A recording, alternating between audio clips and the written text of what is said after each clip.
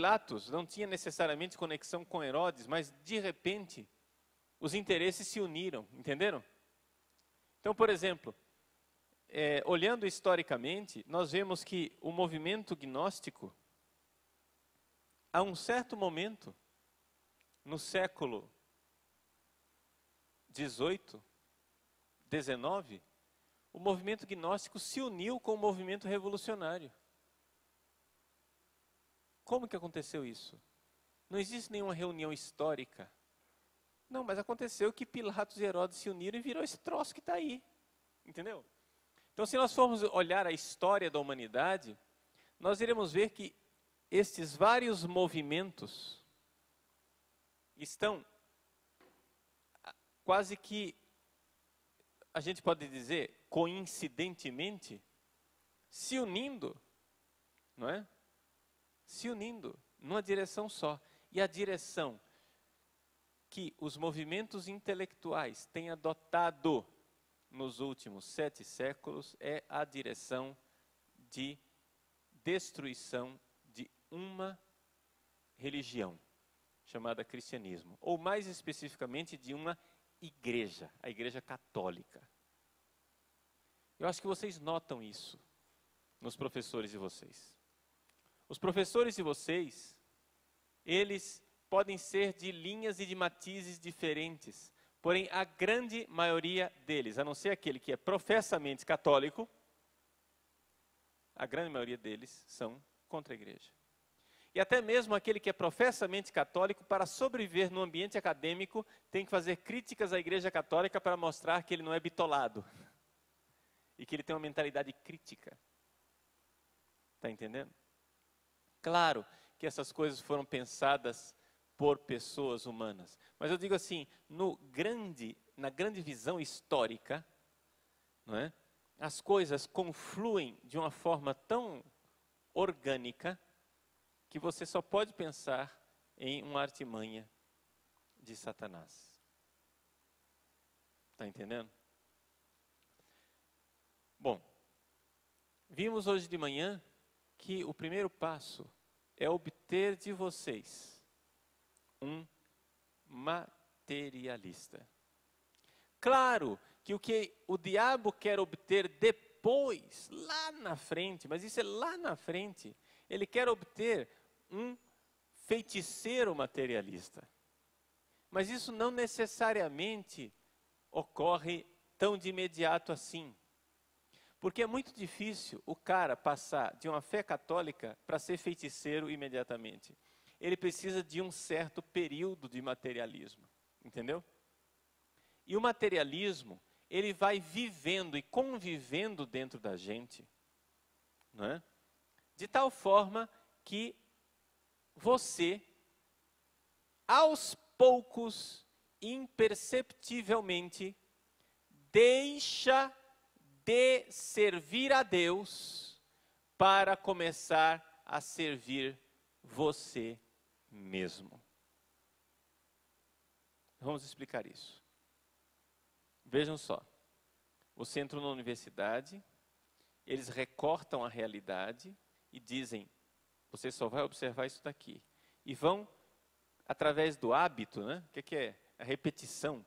Através do hábito, vão habituando a sua cabeça a só pensar em termos materiais. Só pensar em termos materiais. Mas, até aí, é um negócio que faz um certo estrago, mas não é tão ruim assim. Existe um segundo passo, que é muito importante. Eles querem mostrar o quanto a igreja, o quanto a religiosidade é algo cruel e desumano.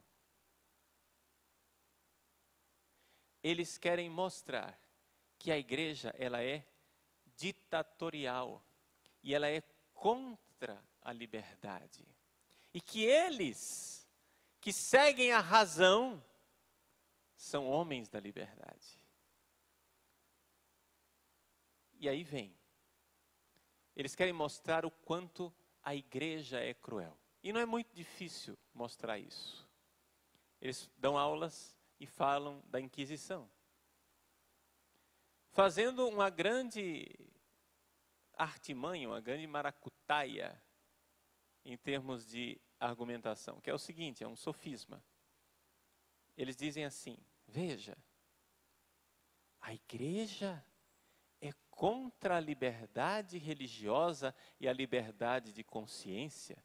Ela matava as pessoas na Idade Média. Ela mandava, até mesmo durante a Idade Moderna, mandava as pessoas para a fogueira. Olha a Inquisição Espanhola. Quantas pessoas foram perseguidas. A Inquisição Espanhola, na verdade, ela é a tataravó de Hitler. Por quê? Porque a Inquisição Espanhola perseguia os judeus. Não é? Os chamados novos cristãos, que eram pessoas convertidas só aparentemente para o cristianismo. Judeus que passavam a ser cristãos para não serem perseguidos, aí depois eles iam lá descobrir se eram judeus ainda para matar os judeus, porque a igreja perseguiu os judeus. Vejam, gente. A Igreja Católica, ela não tinha a Inquisição porque ela era contra a liberdade de opinião. Primeiro vamos entender essa história aqui de Inquisição rapidinho. Essa palestra aqui não é sobre a Inquisição, então eu vou falar bem rapidamente. Tá? Depois você pode se aprofundar disso, eu vou te dar só a linha. O que era a Inquisição? A Inquisição era um tribunal para descobrir quem, estando dentro da igreja, estava falsificando a fé. Atenção! A Inquisição nunca foi, e eu não tenho notícia da Inquisição jamais ter feito absolutamente nada contra pessoas que estavam fora da Igreja Católica. A Inquisição não era para perseguir judeus. A Inquisição não era para perseguir protestantes. Não existe documentação histórica, pelo menos que eu tenha notícia. Se você tem notícia disso, por favor, venha me dizer e ilumine a minha ignorância. Mas eu não tenho notícia disso. Das investigações que eu fiz, daquilo que eu estudei, a Inquisição, não há nenhum processo inquisitorial em que o inquisidor está julgando um protestante. Ele está sempre julgando um católico com ideias protestantes. Por exemplo, vamos pegar um caso clássico e conhecido. Quando o Papa condenou Lutero, ele não condenou Lutero enquanto ele era um pastor protestante. Condenou Lutero porque ele era um monge católico que pretendia ensinar a fé católica dentro da igreja católica e estava ensinando uma heresia. Por isso a Inquisição, ela é para dizer o quê? Você não é mais católico. É isso que a Inquisição fazia e sempre fez. A Inquisição pegava a pessoa que, dentro da Igreja Católica, não estava seguindo a fé católica. E, portanto, estava falsificando. É como se eu dissesse assim, imaginem, isso aqui é uma comparação que o próprio Santo Tomás de Aquino faz.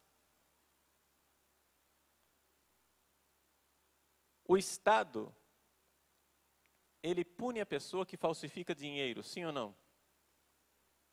Alguém aqui acharia errado punir uma pessoa que falsifica dinheiro? Não é errado. Porque é um crime falsificar o dinheiro. Você está enganando as pessoas, está passando uma coisa que não tem valor por uma coisa que tem valor. Estamos de acordo? Muito bem. Santo Tomás de Aquino diz, o valor maior, qual é? A moeda ou a fé? Ora, um pregador da Igreja Católica, que tem o mandato de pregar em nome da Igreja Católica, ele é padre, ele tem um título, Padre Paulo Ricardo. E ele recebeu esse mandato de pregar a fé católica. Agora ele começa a pregar coisas da cabeça dele. Ora, gente, isso daqui é crime. Você está vendendo gato por lebre. Qualquer instituição de direito de defesa dos direitos do consumidor diria isso. Você anuncia um curso de inglês e começa a ensinar para as pessoas uma língua que você inventou. E a pessoa que não conhece inglês direito, vai aprendendo aquilo. Depois ela viaja para a Inglaterra, fala, e ninguém reconhece a língua dela. Aí ela volta para o Brasil frustrada e entra numa ação contra aquela escola. Você me ensinou inglês errado. Ninguém estaria contra isso. Mas por que é que nós somos contra que a igreja regulamente e que a igreja puna as pessoas que estão vendendo a fé católica falsamente? Aí você vai dizer, mas padre, mas a igreja condenava as pessoas à morte. Sim, mas veja, nós estamos aqui dentro do sistema jurídico daquela época. Porque uma pessoa que falsificava dinheiro naquela época era entregue à morte.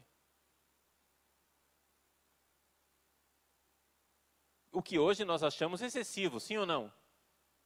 Você condenar a cadeira elétrica uma pessoa porque falsificou dinheiro, é demais. No sistema daquela época, isso não era demais. Eu não estou fazendo um discurso relativista. Não estou fazendo um discurso relativista. Eu só estou dizendo que a igreja que fez a Inquisição de uma forma correta. A Inquisição, ela não somente existiu, ela existe ainda hoje. Chama-se Congregação para a Doutrina da Fé. E o cardeal Joseph Ratzinger, que não sei se vocês já ouviram falar dele alguma vez na vida, não é? Foi prefeito da Congregação da Doutrina da Fé e tinha como finalidade exercer esse ato de caridade para com os fiéis católicos, de dizer, cuidado, esse dinheiro é falso.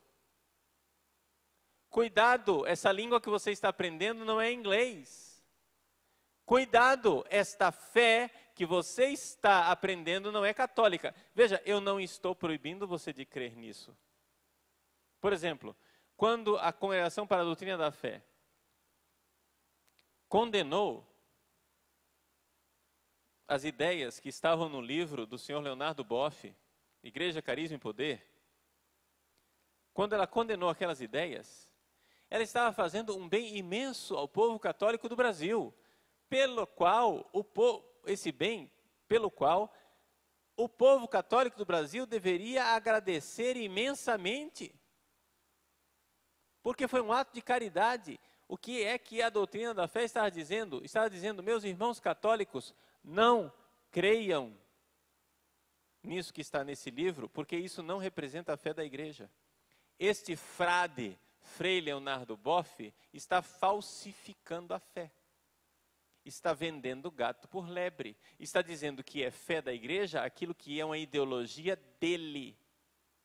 Mas não é a fé católica. Ah, mas a igreja está condenando cruelmente uma pessoa. Onde é que fica a liberdade de expressão? Onde é que fica a liberdade de escolha e a liberdade de consciência? Gente, espera lá. Você entra na torcida organizada do Corinthians, os Gaviões da Fiel. Você entra nos Gaviões da Fiel.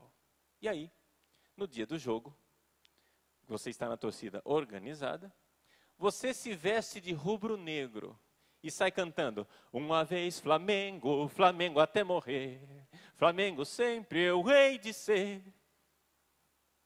Aí os caras da torcida começam a reagir. e expulsam você da torcida. Isso é o melhor que eles podem fazer para você, tá? Porque o pior nós podemos imaginar, né? Eles expulsam você da torcida. E você diz, mas onde é que fica a liberdade de expressão? Onde é que fica a minha consciência? Eu não tenho direito de escolher o time que eu quiser? Tem, meu irmão, só não esteja na torcida organizada do Corinthians.